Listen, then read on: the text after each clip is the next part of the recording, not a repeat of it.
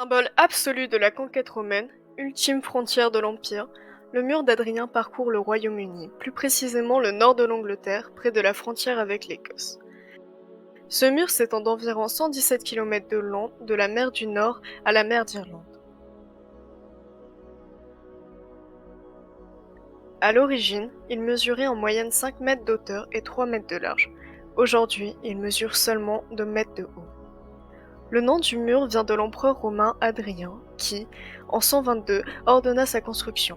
Une construction qui se fera par les soldats romains et qui se terminera en 128. À cette époque, l'Empire romain était à son apogée et occupait un vaste territoire dans le sud de la Grande-Bretagne.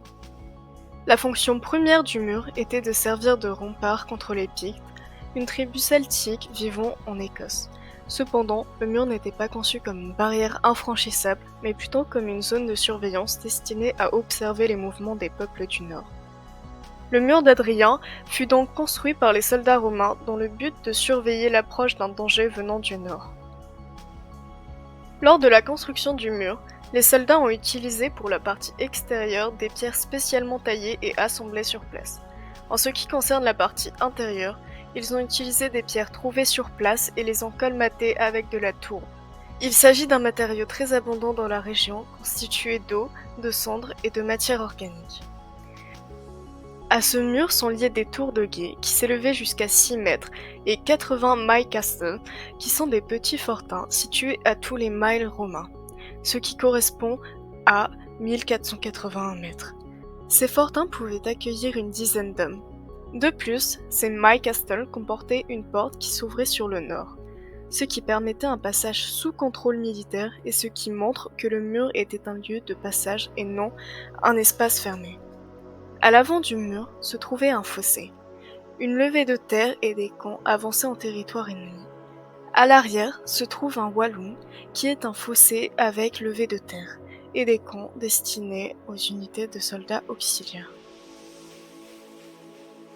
Il est possible d'ajouter à cela un réseau routier qui permettait de donner de la cohérence et de l'efficacité à l'ensemble, reliant les différents camps, y compris les places avancées en territoire ennemi, mais aussi le long du mur et à l'intérieur de la province pour permettre aux légions d'intervenir en cas de problème majeur. Malgré son premier objectif, ce mur ne fut pas un obstacle car il générait aussi la vie près de la frontière et permettait, à l'intérieur de l'Empire, de parfaire la construction de villes, de contrôler les taxes, de multiplier les échanges et de développer le commerce. Le mur d'Adrien fut donc devenu un lieu d'échange qui a permis la diffusion d'objets romains retrouvés lors de fouilles dans les peuples frontaliers du Nord. Il offrait à la fois l'image de la puissance de Rome, d'un modèle de vie et d'une possibilité de faire pleinement partie de l'Empire. Le succès du mur d'Adrien se marqua par le calme à la frontière. Cette situation incita l'empereur romain nommé Antonin, le successeur d'Adrien, à reprendre la progression vers le nord et à ordonner entre 139 et 142 l'édification d'un nouveau mur, le mur d'Antonin.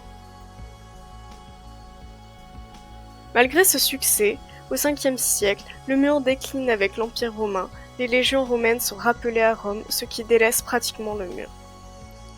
À la suite de cet abandon, après 410, les pierres du mur ont servi de matériaux de construction. Des sections du mur furent détournées pour un remploi en maison, en abbaye, en église ou en château.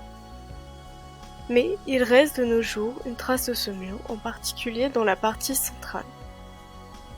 Il est aujourd'hui l'attraction touristique la plus populaire du nord de l'Angleterre et, en 1987, il a obtenu une place dans la liste du patrimoine mondial de l'UNESCO.